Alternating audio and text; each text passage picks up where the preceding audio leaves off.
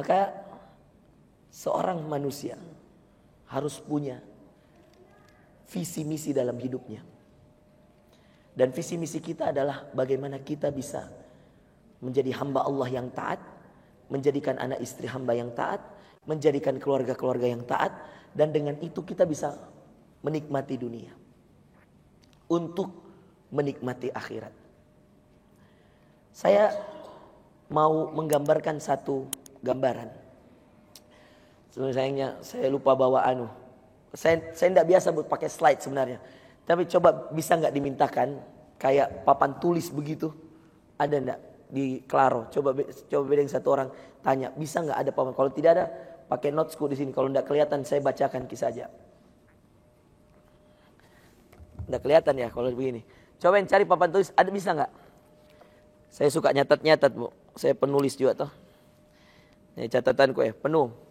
Kalau lagi di mana-mana nyatat-nyatat apa mau disampaikan, saya gini toh. Nih, kayak begini-begini toh.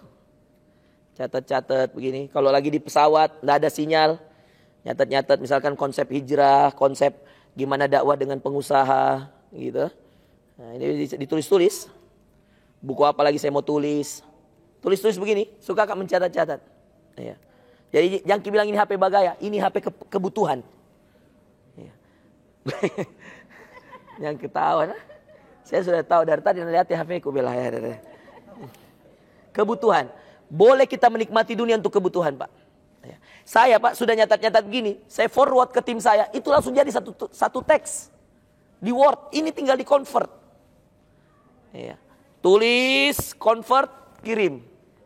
Canggih itu, Bu. Masa kita mau ke zaman bahula dulu? Iya.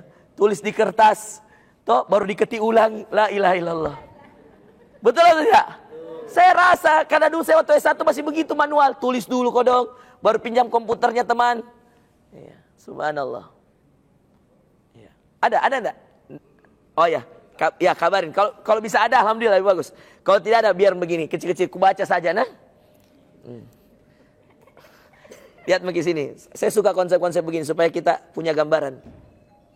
Bapak Ibu sekalian, apa ibadah yang butuh perjuangan diri dan perjuangan harta? Apa ibadah yang butuh doa? Hanya haji umroh. Hanya itu saja. Puasa hanya butuh diri, dia nggak butuh uang. Salat hanya butuh diri, nggak al jihadun nafs, namanya jihadun nafs dan jihadul mal. Jadi an nafs, tunggu dulu, kotor sekali. Iya. Nggak kedengaran. Siapa mau berbuat baik pegang mic di sini kah? Gimana? Oh iya boleh. Tapi kalau di sini jauh tulisannya, bagaimana Mika? Iya. Sini dulu. Sebentar sekali Ji. Jihad itu dua Bapak Ibu sekalian dalam Quran. Nah, ada dua jihad, ya kan? Perjuangan yang kalau kita bahasakan. Ini jihadun. Apa bacanya? Jihadun. Jihad itu dua. Al-mal, harta. An-nafs, jiwa. Jangan makin mencatat. Lihat makin sini. Ya. Al-mal, harta. An-nafs, jiwa. Ya. Kayak mahasiswa kuliah sama ada tua-tuanya Mi. Ya, S3. S3 tahu lah. Ya. Masya Allah. Ya. Jihad itu dalam Quran berapa? Dua saja. Jihad dengan harta dan jihad dengan diri. Uniknya, ketika Allah sebut ayat-ayat jihad, 90% mendahulukan bi amwalikum wa anfusikum. Hanya 10% yang bi anfusikum wa amwalikum. Wajahidu fi bi amwalikum. Selalu Allah dahulukan dengan hartamu baru dengan dirimu. Itu 90%. Jadi kalau misalkan ada 12, 10 kali. 2 kalinya dengan dirimu lalu dengan hartamu. Jangan bagi kita malu-malu Kak. Erik, sini Erik. Ya. MC. Double job Ki. Ya. Kasihan sudah MC juga. Sini ya. Sini Rik. Ini ada di timku juga. Ya. Pegang dulu Rik, tawa. Ya. Jadi ada berapa jihad dalam Al-Qur'an? 2. Dengan harta dan dengan jiwa. Nah, Rik, beramal saleh kau dulu deh. Oh ya ada tawa. Masya Allah. Allah Maha baik. Ya. Oke. Jadi ada 2 jihad. Jangan kau dulu Rik, masih butuh Kak. Ya.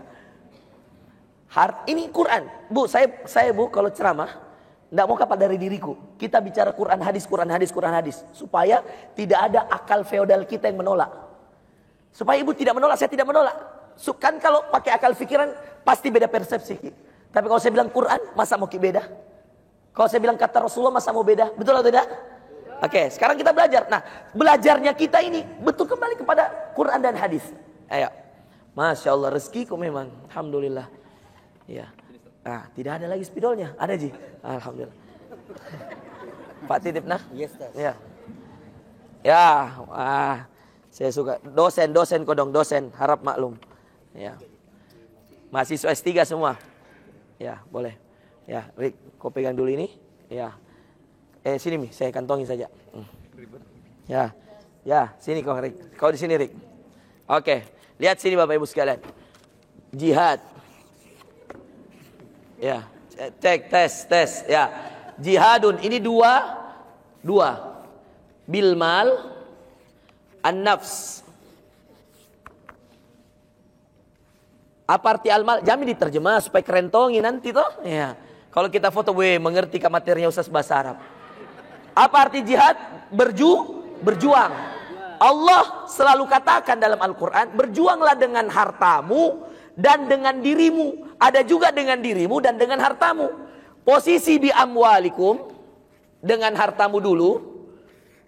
Kemudian yang kedua, wa anfusikum, dan dengan dirimu. Ini paling banyak. Harta dulu, baru jiwa. Ada juga ayat bi anfusikum, ya, dengan dirimu, wa amwalikum, dan dengan hartamu. Nah, ini yang cuma saya bilang tadi. Ini 90%, ini 10%. Dalam ilmu Quran tidak ada satupun ayat, Pak. Bahkan tata letaknya saja itu pasti ada makna dari Allah. Itulah hebatnya Al-Quran. Ada kata yang disembunyikan artinya. Yasin, Toha, Kaf, Ha, Ya, Ain, Sod, Qaf. Semuanya nggak ada yang ngerti tuh. Biar jadi rahasia Allah. Itu Quran. Ada yang dibeberkan terang-terangan. Ada yang butuh penafsiran. Ada yang jumlahnya sama. Seperti jumlah Quran menyebut bahrun dengan ardun. Ya, ketika Allah menyebut tentang lautan itu lebih banyak dibandingkan ketika Allah menyebut tentang daratan. Menandakan bahwa lautan memang lebih luas daripada daratan. Ketika Allah menyebut al-jannah dan an-nar, sama. Menandakan ada orang di neraka, ada orang di surga. Ya. Jangan makin dulu menulis Bu, lihat makin ke depan. Ya. Nanti strateginya tuh, lihat depan, foto, tulis ulang di rumah. Jauh lebih baik. Menyesal kita kalau saya menulis, kita menulis. Jadi tidak fokus menulis, mencatat, menulis. Kita lihat. Jadi bayangan muka aku itu setengah-setengah jadi rumah. Serius Kak. Bapak Ibu sekalian, demi Allah, saya kalau belajar di kelas, demi Allah ini kalau ada adik-adik kelas, kalau waktu saya sidang S3 kemarin, alhamdulillah nilai saya kamlot, adik-adik kelas nanya, kan saya satu-satunya Pak S1, S2, S3 di Sudan. Dan kampus saya, insya Allah naudzubillah dari sombong ini cuma tahadus bini Pak. International University of Africa, kampus Liga Arab Pak. Angkatan saya cuma 14 yang lolos waktu itu. Yang sampai S3 cuma saya. Yang lain S1 pulang. Ada yang S2 teman saya 2 orang pulang. Saya yang bertahan sampai S3 Pak. Padahal menikah muda saya paling dulu menikah. Itulah juga salah kalau orang bilang menikah muda menghalangi karir. Salah. Menikah itu ibadah, karir itu ibadah. Masa ibadah menghalangi ibadah? Tidak mungkin. Jualan, ibadah. Bekerja ibadah. Masa kemudian kalau kita jualan, kemudian kerjaan kita terbengkalai? Enggak. Masa kemudian gara-gara jualan, sholat duha makin berkurang? Enggak. Justru karena kita jualan, termotivasi sholat. Wih, keajaiban sholat duha akan dirasakan. Justru karena kita jualan, kita termotivasi untuk tahajud. Keajaiban tahajud akan mudah dirasakan. Oke, sepakat? Jangan dulu nulis nah. Lihat dulu depan. Sepakat? Ya. Kemudian, lihat sini. Saya sesanya. Makasih Dek. Duduk makin sini. Ya, Rik. Kemudian Bapak Ibu sekalian. Ada yang perlu diketahui dari kata perjuangan ini. Ada yang dinamakan fiqhul aulawiyat. Fiqhul aulawiyat. Dia tidak ada anunya di, mungkin dikasih tanda kah? Fiqhul, ini biasa kodong kita tidak dikasih tanda. Aulawiyat. Bahasa Arab yang artinya fikih prioritas. Apa arti fikih itu, Ustaz? Prioritas. Fikih itu diambil dari kata faqiha yafqahu. Yang kata Nabi kepada Abdullah bin Abbas, Allahumma faqihu fid din wa 'allimhu ta'wil. Fiqhun itu adalah ibadah yang sesuai dengan tuntunan, namanya fikih. Tuntunan. Sesuai tuntunan. Makanya kita bilang, apa fikihnya? Oh, fikihnya dia bermadhab Syafi'i, berarti tuntunannya Imam Syafi'i ambil. Oh, fikihnya bermadhab Imam Ahmad. Pak, kenapa bermanhaj boleh? Karena tidak semua orang bisa belajar seperti saya. Betul atau tidak? Jadi gampangnya dia bilang, Imam Syafi'i mau saya. Itulah yang ikuti. Bahkan dalam skala negara, ini dipakai di Malaysia, dipakai di Brunei. Itu memang begitu. Supaya apa? Supaya teratur orang bernegara, teratur orang beragama. Iya. Saya 2013 ceramah di Brunei, Pak. Untuk saya bisa hadir ceramah di sana, panitia yang minta saya ceramah di sana, ya, Permai namanya, Persatuan Masyarakat Indonesia di sana. Itu harus minta izin, ya, urus perizinan. Sampai saya ceramah di, ya, salah satu menterinya Hasan Al-Bolkiah di rumahnya. Saya 10 hari di Brunei, keliling di Brunei ceramah. UNISA, Universitas Islam Sultan Syarif, UBD, Universitas Brunei Darussalam. 2013, keliling saya ceramah di sana, Pak. Ya, di masjid-masjid. Dan memang tertata. Kenapa tertata? Karena memang sudah diatur bermanhaj. Oh, jadi saya tahu di sini orangnya Syafi'iyah. Jangan saya bawa madhabnya orang Sudan, karena orang Sudan Malikiyah, manhajnya Imam Malik. Orang Syafi'i, oh dia ada kunutnya. Oh, kalau di Malikiyah kunutnya dia sebelum ruku diam. Kalau Syafi'iyah sebahagian besar mereka setelah ruku i'tidal sami Allahu liman hamidah dikeraskan suara. Kalau Imam Ahmad bin Hambal seperti di Saudi, di Qatar justru tidak ada kunut. Imam Abu Hanifah di Baghdad juga tidak ada kunut. Kan ngerti. Oh, Imam Malik kunut sebelum ruku diam. Jadi diam begini. Rakaat kedua dia diam. Oh, Imam Malik. Nah, ini yang dinamakan fikih prioritas. Sekarang, apa itu ibadah yang sesuai tuntunan? Ibadah yang dituntunkan oleh Rasulullah SAW. Sekarang lihat Bapak Ibu sekalian. Perjuangan ini, jihad, perjuangan. Ya. Yang kemudian menjadi barometer kehidupan kita. Haji umroh ini, Bapak Ibu sekalian, adalah skala terbaik kalau Anda mau berjuang untuk sebuah ibadah. Ini haji umroh. Coba saya mau tanya. Jujur lah. Siapa yang pernah umroh dengan semua keluarganya? Ya misal begini, dia punya 3 anak, nah bawa 3 anaknya, walaupun masih bayi. Siapa? Pernah Miki, Bu? Pernah. Kita suami anak berapa? 2. Anak 2. Ikut semua. Bagaimana rasanya, Bu? Gak bisa dibilang. Tapi pernah gak sebelumnya umroh sendiri? Gak pernah. Langsung berangkat umroh langsung semua. Langsung dengan keluarga semua. Coba bayangkan usia berapa anak waktu itu? Anak kecil SD? SD kelas 6? Yang satu SMP. Coba bayangkan ya. Beliau bawa anak SD, SMP saja sudah senangnya luar biasa, Pak. Karena dia sudah ngerti. Oh, sudah bisa lihat ini Ka'bah, ini seperti ini. Coba saya bawa Al-Amin umroh, Bapak Ibu sekalian. Ketika itu saya baru pulang haji 2015. Saya nikah 2013. Saya bawa istri saya umroh waktu saya ada liburan S2 dengan anak saya. Nabung. Bayangkan. Saya nulis di koran. Ya, masuk di majalah, uang itu saya tidak pakai. Saya tabung umroh. Al-Amin saya masih ingat, saya gendong di atas kepala saya. Iya. Dan dia waktu itu usia 8 bulan kalau saya tidak salah. Coba bayangkan. Tidak ngertilah dia ini Ka'bah, tapi Masya Allah bahagianya lah saya sebagai seorang bapak. Seandainya Allah cabut nyawa saya sudah bersaksi di hadapan Allah, ya Allah, saya sudah pernah berjuang beribadah untuk ibadahnya anak saya. Walaupun dia masih kecil, walaupun dia belum balik. Iya.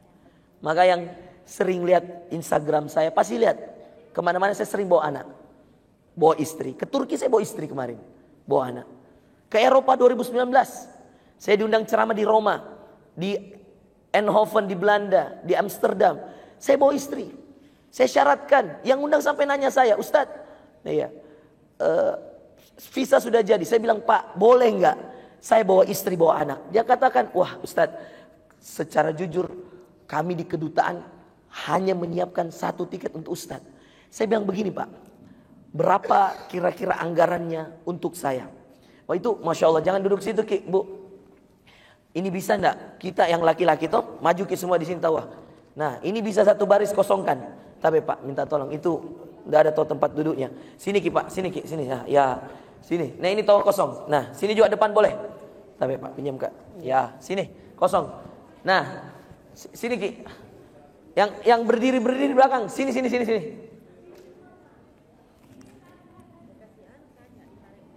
Ya ini. Nah ini. Sini Ki. Boleh mundur dikit juga boleh. Yang penting duduk. Ya.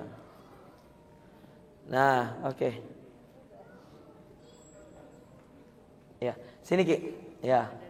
Ini jangan ada yang duduk di bawah ya. Di bawah sini. Kalau di bawah semua Ki. Kalau bagus. Iya. Ya sini duduk. Ya, oke, aman? Muat toh?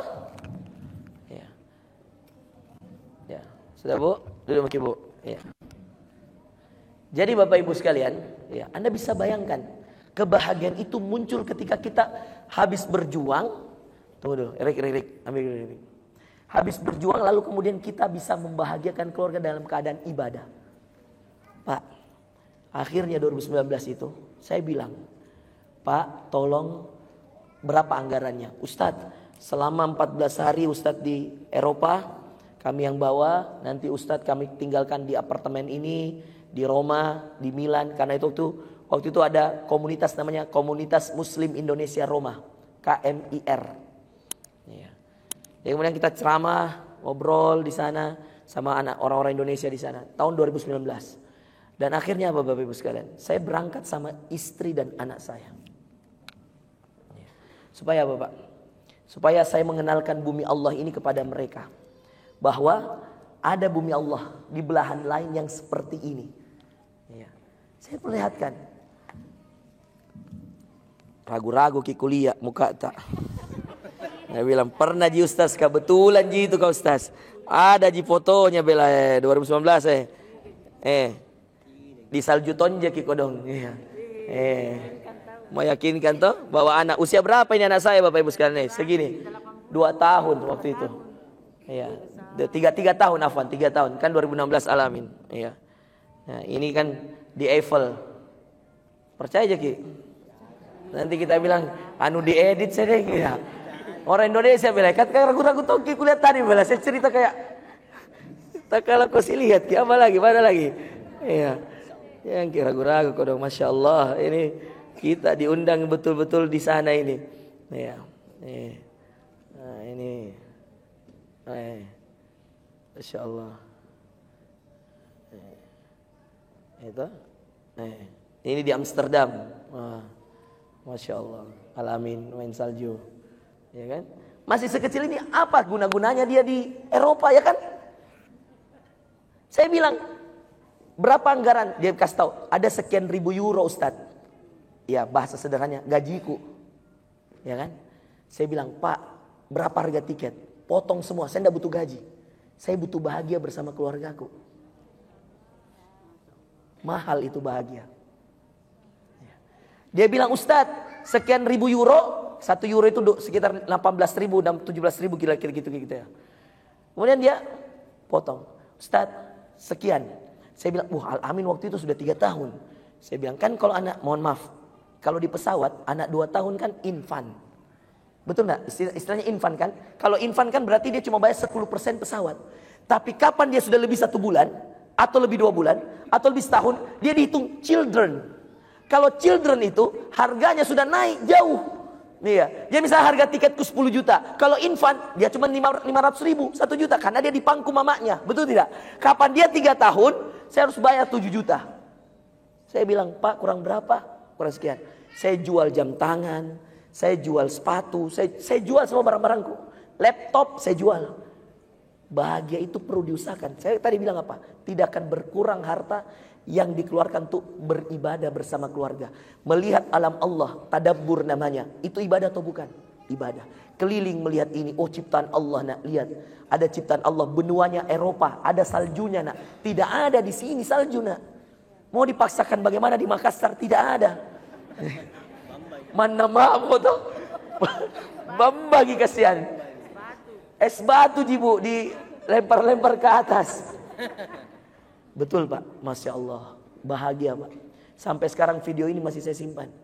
Dan saya bilang, saya tidak akan keluarkan uang saya hanya untuk ke Eropa pergi senang-senang. Kecuali ada orang yang undang saya, baru saya akan keluarkan untuk bawa istri dan anak saya. Karena kalau ada uang Pak, mending saya tabung, cicil untuk istriku haji.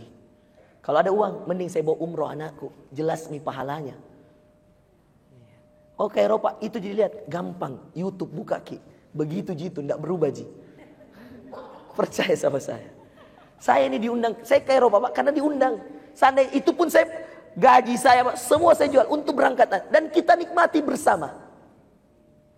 Pentingnya lah bahagia bersama. Nah, tidak ada yang perlu diperjuangkan untuk ke sana karena Nabi mengatakan tidak boleh memaksakan diri berangkat kecuali pada 3 masjid. Al-Masjidil Haram, wal Masjidil Hadza, wal Masjidil Aqsa. 3 ini Pak. Usahakan sebelum meninggal sudah sujud pada 3 masjid ini. Masjidil Haram 100.000 pahala kata Nabi. Masjid Nabawi 1.000 pahalanya dan Masjidil Aqsa 500 pahala. Alhamdulillah 2020 atas izin Allah saya masuk Palestina. Cuma waktu itu saya mau paksakan istriku, anakku. Saya juga takut. Kenapa? Bukan karena uang. Tapi waktu itu karena keamanan. Maka saya saja belum pernah masuk. Maka saya bilang sama istri saya, doa Ki, Umi. Semoga Allah lancarkan rezeki saya bisa bawa Ki sujud juga di Masjidil Aqsa. Tahun lalu, Alhamdulillah haji. Itu juga mendadak sekali. Saya berangkat haji dengan 30 jamaah haji furoda saya. Yang bayarnya mahal Bapak Ibu sekalian. Karena memang kan langsung berangkat. 30 orang ini Pak, saya cuma isi manasik. Belum ada travelku itu waktu. Saya isi manasik, kemudian orang-orang yang saya isi 30 orang ini minta sama owner travel ini. Dia bilang, bolehkah Ustaz Forozi yang bimbing? Coba. Saya mau pulang dari Hotel Mercure. Saya ingat sekali kejadiannya. Tahun lalu ini Pak. Baru-barunya sekolahku terbakar. Ya. Ingat kejadian sekolah terbakar di atas nih. Jangan cari orangnya, ini orangnya. Sekolahku itu kasihan ya. Yang bakar santriku ya.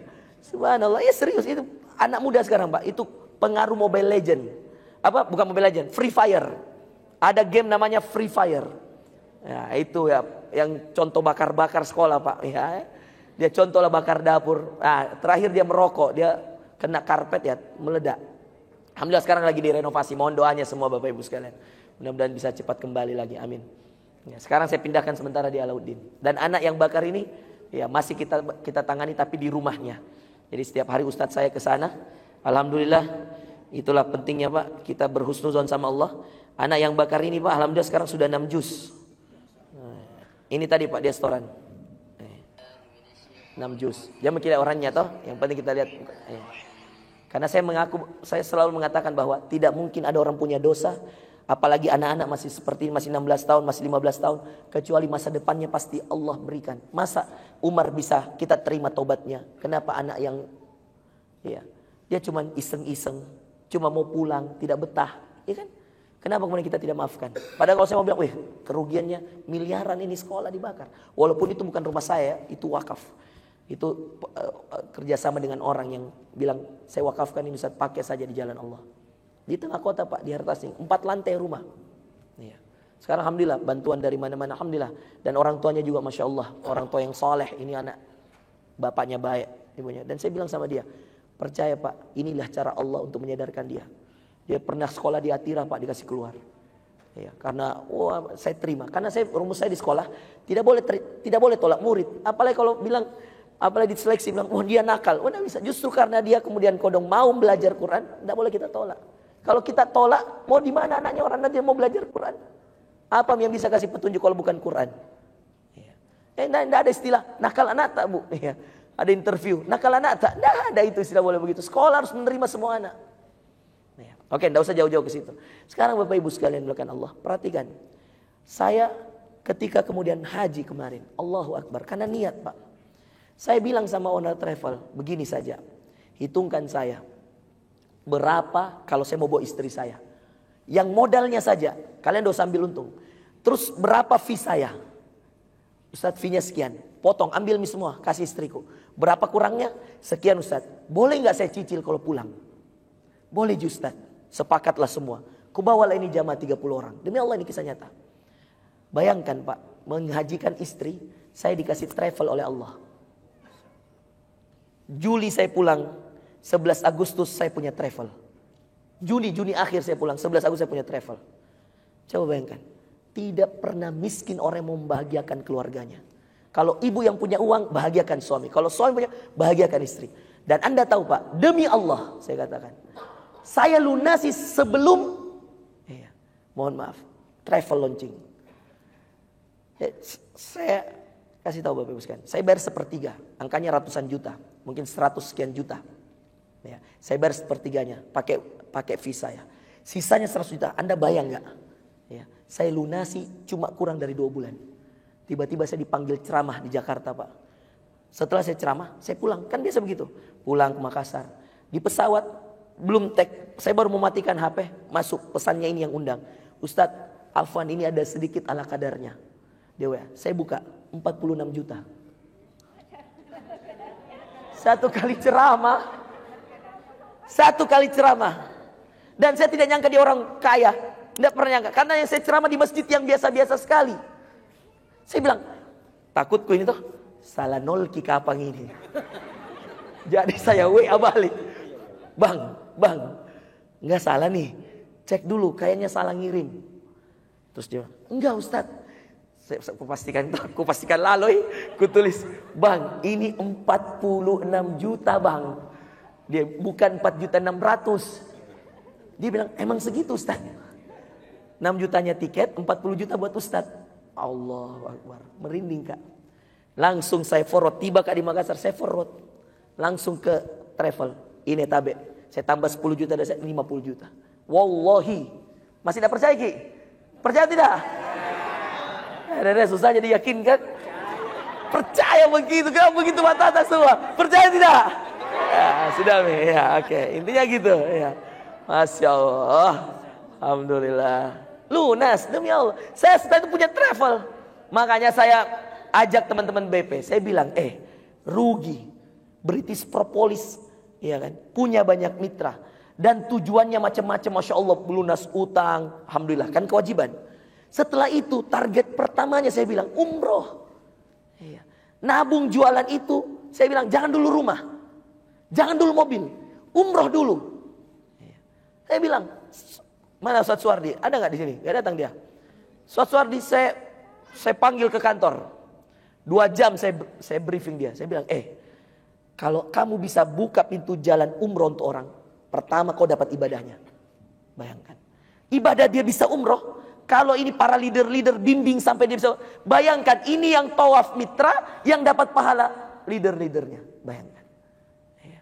Dan Anda Bapak Ibu sekalian, kalau Anda tahu bahwa ini ibadah yang kalau kita perjuangkan, pasti Allah bantu. Tidak mungkin Allah tolak. Sedangkan mau ke Eropa saja Allah bantu saya. Haji mau Allah. Masa mau kasih umroh orang? Masa mau kasih umroh istri? Masa mau kasih umroh anak Allah tidak bantu? Sedangkan untuk urusan dunia Allah bantu kalian. Apalagi untuk urusan akhirat Bapak Ibu sekalian. Ini butuh perjuangan Pak. Inilah yang saya katakan dengan visi misi. Nah,